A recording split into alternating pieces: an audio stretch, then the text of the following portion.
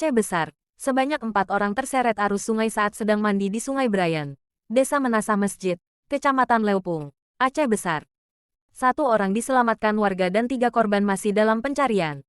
Kepala Kantor SAR Banda Aceh, Ibnu Haris Al-Husain, mengatakan, keempat korban mandi di sungai tersebut sejak tadi siang sekitar pukul 13 waktu Indonesia Barat.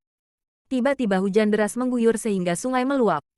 Sekitar pukul 15.30 waktu Indonesia Barat secara tiba-tiba karena kondisi hujan lebat mengakibatkan keempat orang korban terseret arus sungai, kata Haris kepada wartawan, Kamis tanggal 25 Agustus tahun 2022. Sejumlah orang yang berada di lokasi berusaha menyelamatkan korban.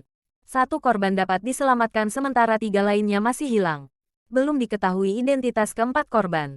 Tak lama usai kejadian, personel Basarnas dan tim gabungan turun tangan melakukan pencarian ketiga korban. Setelah menerima informasi tersebut pukul 16.15 WIB Basarnas Banda Aceh memberangkatkan 1 tim rescue untuk melakukan pencarian terhadap korban, ujar Haris.